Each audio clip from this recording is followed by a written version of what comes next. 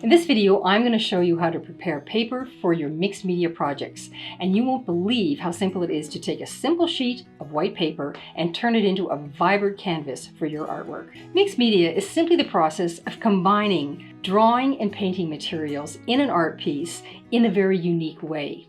There's no real right or wrong. It's really, in the end, just what works for you. It's very creative and expressive. It's one of my favorite mediums and techniques, and it's one of the most popular that I teach my students. And it's a great way to elevate your drawing skills to a whole new level by adding beautiful and vibrant color. I'm going to show you the best paper, paints, and drawing materials that I like to use that will help you achieve stunning results. This tutorial was taken from my new Patreon course called Colorful Mixed Media Portraits. So now we're at the stage where we need to prepare our good working paper with our background washes in order to move forward with the drawing.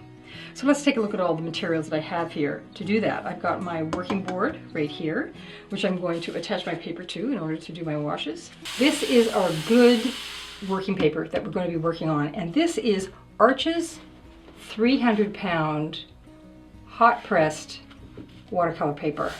And it must be hot pressed, and there's a reason why we use those particular parameters.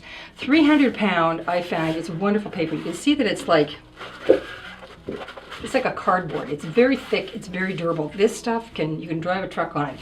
It takes a lot of wear and tear. You can be putting a lot of washes on it, you can be drawing on it, you can be erasing on it, you can put in charcoal. It takes a beating. And so it's a very, very user-friendly kind of paper.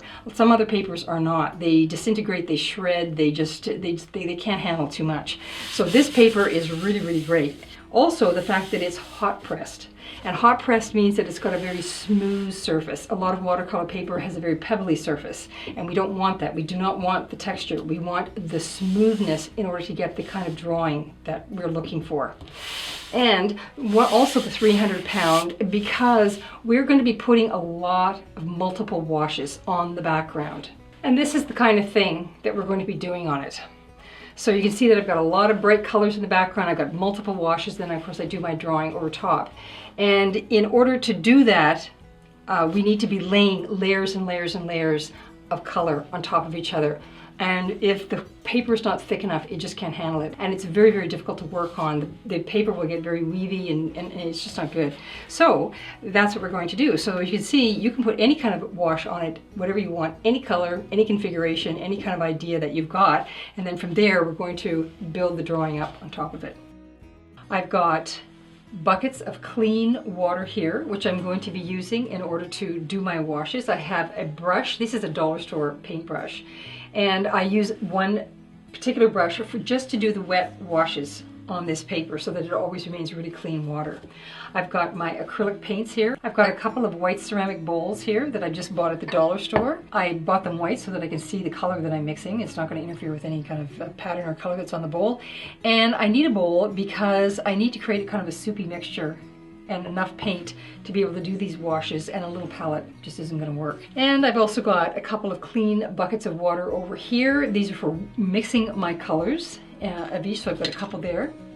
I've got these cheap little dollar store craft brushes, and these are used solely for mixing the paint in this bowl. So you just go get the cheapest ones you can find. And then I've got a couple more of these house painting brushes. These are all just cheap dollar store versions, and these are also for laying color washes down. And I just usually get a handful of them. I get 3 or 4 of them, and that means I've got plenty of brushes to do whatever I want to do, and I'm not going to contaminate my colors. I've also got my high-tack masking tape here. It doesn't have to be quite this thick, but it should be at least 1 inch thick. So I have that in order to attach my paper to my board here for doing my washes, all my wet and wet washes. I also have my little portable hair dryer. You can use any hair dryer, but I just got one of these. They were extremely cheap, and it was just a little travel hair dryer. And I use that to be drying each one of my washes in between layers in order to, have the build-up and have it not have to take all day. Let's talk about our constructs and how we're going to use them on this paper. So you can see this is my original construct, and you can see what it looks like. It's made of just regular lead pencil. I don't like using my original construct if there's any marks involved in the transfer, and quite often there are. But quite often if you've got to transfer it onto a panel, or you've got very thick papers or very opaque papers, it's very difficult to see through, and so you've either got to make marks on the back, you've got to smudge something on the back in order to trace over it and get it transferred, or you just simply can't, it's not dark enough to be able to see through, so that's why I get the dark Xerox. So what we need to do is we have to be able to make our washes, and we need to know where those particular colors are going to go. How are we going to know that? Well, what I'm going to do is I'm going to go to a light box, and now that light box can be a number of different things. It can be a light box if you have one. I realize that most people don't or have access to one.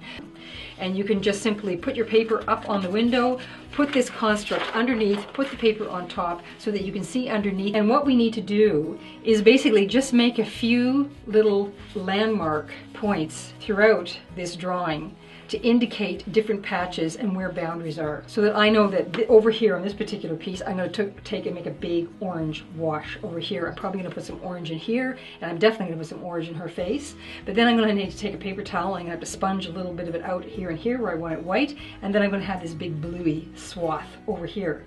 Now, in order to get it in the right place, I have to have a sense of where these boundaries are. So let's go up to the light table and we'll make the markings on our good paper. Okay, so now I've got my construct here, and I've just got it on a light table, but you could do this on a window just as easily. So I happen to have a light box in my studio, but if you don't, these are a few examples that students of mine have rigged up over time. They've just taken a piece of glass, stacked some books, and then just put a desk lamp directly underneath the glass so that they can see their work very clearly and very easily. Taped on a window with a very bright sunny day with direct sunlight can also work as well. So I've got my paper here, which is a half sheet of my Arches watercolor paper. And I want to use the side where I can actually read the watermark. And you can see up here, there's a watermark right here actually, which I'll show you. And I can actually read it. So that means it's the right side. So now I'm just going to position my paper and just secure it on one side. I've still just got like about a B pencil, HB or something. And I'm just going to make a few little landmark strokes to delineate my characters.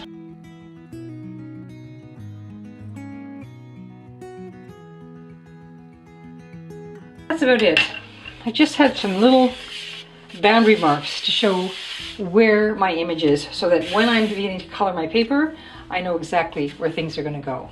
Okay, so here we are. We've got our piece of paper here, and I've got all my little marks about where I want things to go. And I'm going to take my eraser here, and I'm just going to erase them a little bit. I don't want them quite that obvious. I don't want them to show through. I just need them visible enough to be able to put my washes on. Okay, so now I'm going to attach my paper to my board with my masking tape. I've got my little utility knife here for when I'm cutting my tape. I've got my masking tape here. And I'm going to go the full length. I'm going to give myself about a ½ inch border. And I do this on all 4 sides.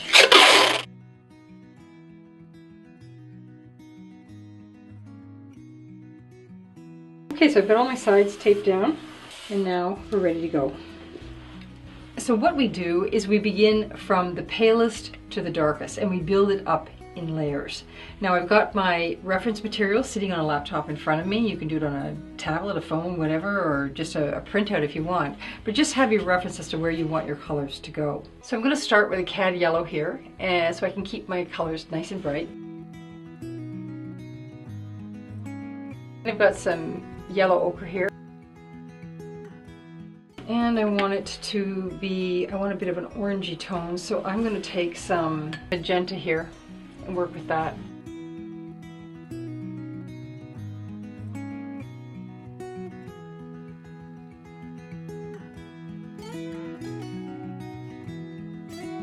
Okay, so now that I got my first color ready, I'm going to take my clean brush over here that I use strictly for my washes, and I'm going to saturate the paper completely. That's why we need these big brushes.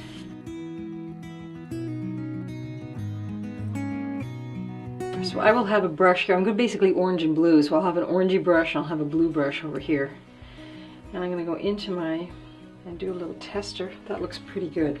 It's not too bright. I don't want it too bright. I just want a pretty, there we go. Now I want it heavier off in this area here. Don't want as much orange over there because it's going to end up being blue, so I don't want them to cancel each other out. So I'm just going to sort of lean the color all up into this direction. Take all my excess off on the edges here. And then I'm going to take my board and I'm just going to tip it in the direction that I want the paint to be. So I'm just going to let it run.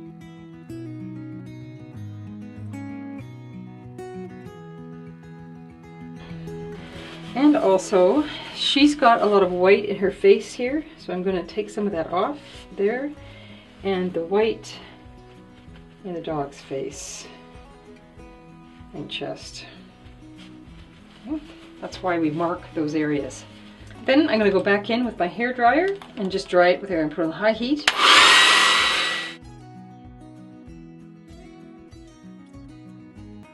Now, as I'm going over this, after a while I start touching it lightly because what I'm feeling for is whether or not this paper is shrinking back down and becoming flat on the board again, and if it's dry to the touch.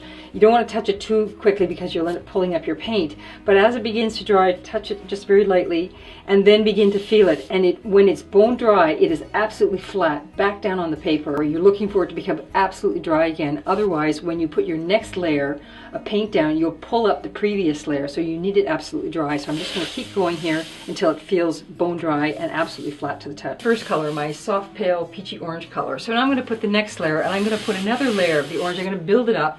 I'm going to add a little more cad yellow to this one because I want to make a very bright orange in the background. So I'm going to add another layer. So this is why it's important to be working in layers.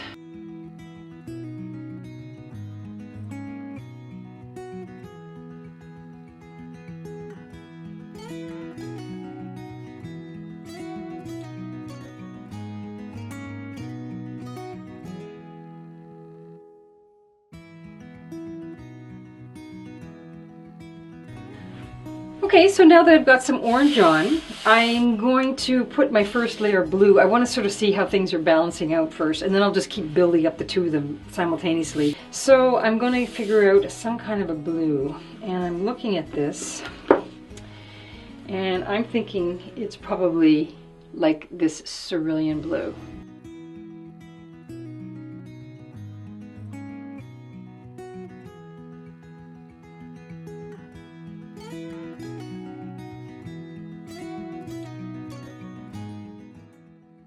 My brush here, test it a little bit in the corner. I think that'll be all right. Wet my brush. And I do my first, there we go.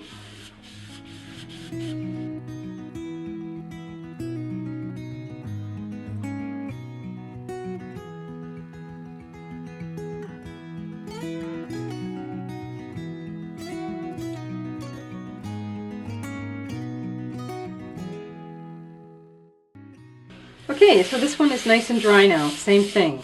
So now I'm going to orient it on the page. So now I'm going to start building these colors up into the different areas. I'm going to make some really brilliant oranges in here, a few little splotches in around the dog's neck, in her face area, and it's going to be a combination of the blue and the orange, but I still want, and then some really deep dark blues, and then her hair.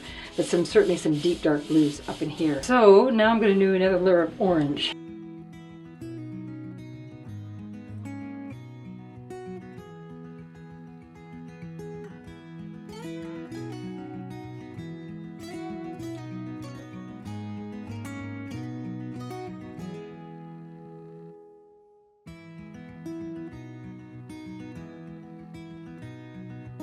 So now that we're getting into these heavy, more intense colors, I don't want to move things around very much. I want to let these colors just sort of naturally bloom on their own.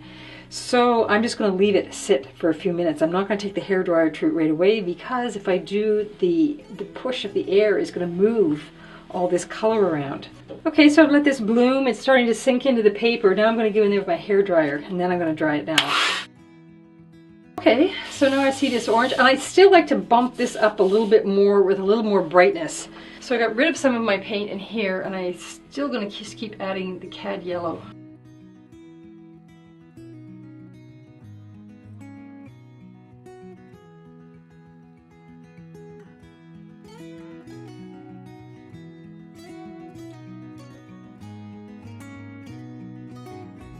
So that's it, same thing, I'm just going to let it sit for a few minutes. So I'm also going to point out here too, as I'm looking to my reference material, there's some areas where I would like some pinks and things like that too. I'm not going to worry about that at this point.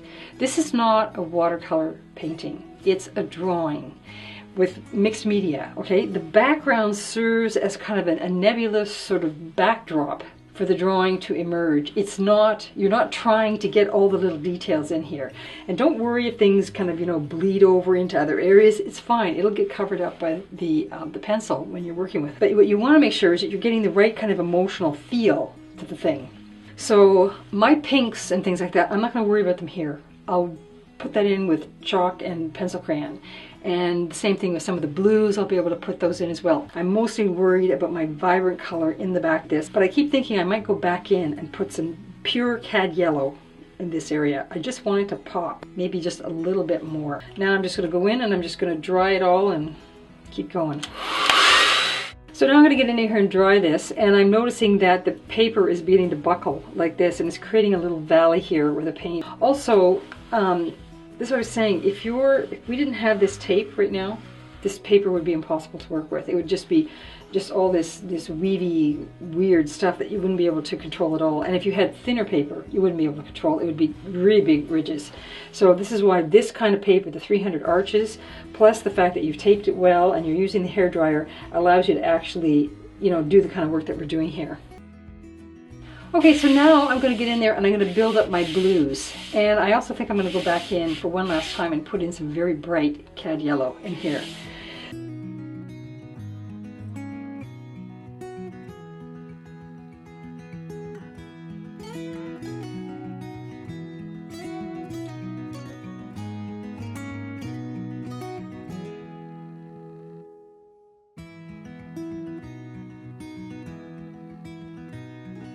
So I'm looking at this now and I'm seeing what I want to do next. So I'm going to put a cad yellow here and I'm going to put more of a cobalt and ultramarine down in here. So this is layer 6, nice and dry. So now I'm going to get in there and I'm going to, I cleaned out my bowls.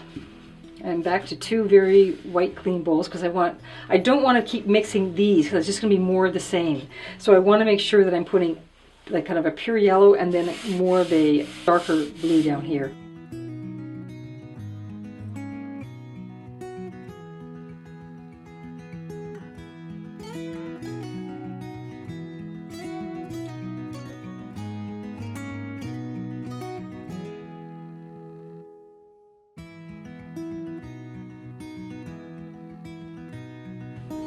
So now I'm just going to do the same thing, let it sit, let it bloom, go back, dry it, and then the last one is going to be a big dark swath down here.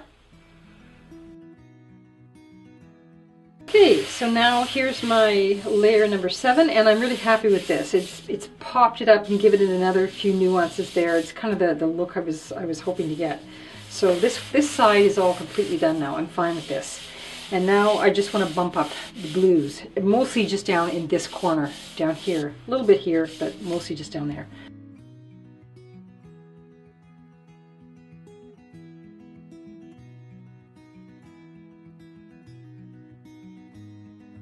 So now I'm just going to let it do the same thing. I'm going to let it sit, bleed, do its thing, settle in, and then I'll go and I'll dry it. Okay, so here we are. We're all finished. And I'm very happy with it. I'm liking the brightness of the colors and everything. So, but I'm not going to take this off the board right now because whether you realize it or not, or whether even it feels that way, there's a fair bit of moisture still left in the paper. And if we were to take the tape off right now, the paper would begin to curl and it would begin to warp, and then it would be very difficult to work on as a drawing surface. So I'm just going to let it sit just like this overnight, and then tomorrow morning I will come back and peel it off, and then it'll be ready to work on.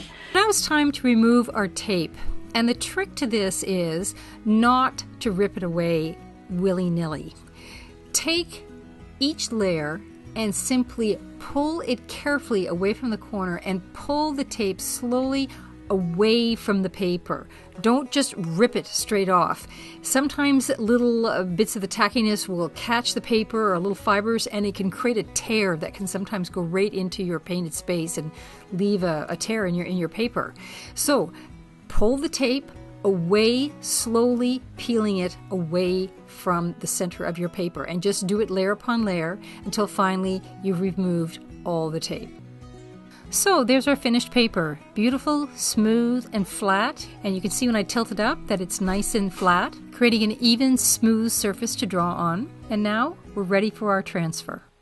Here are a few more examples of backgrounds that I've done for this technique of drawing. You can see that they range from the simple to the complex. It really just depends on what the individual piece requires and needs in order to create what it is that you were trying to say with your image. It can be a single wash, or it can be multiple colors and shapes, just like we did with the one here in our example today. This tutorial was taken from a new course I offer on my Patreon site called Colorful Mixed Media Portraits. So if you'd like to develop the skills to create beautiful and realistic portraits, you can. Simply go to the link provided at the end of this video to my Patreon site and find out how. Also, if you would like to know the specific materials that I like to use, go to the links that are provided in the description below. So remember, your paper and your materials are not just a random choice. They are the foundation for creating your artistic expression. And they have the ability to take your work from good to amazing. And really, isn't that what we're trying to achieve as creative individuals? So if you found this video helpful, please check out my other videos on portrait techniques, and feel free to share your thoughts in the comments below. And don't forget to hit that subscribe button for more transformational art videos coming your way. I'd love to hear about your experiences with different papers and what ones have worked best for you. Happy drawing, and I'll see you in the next video.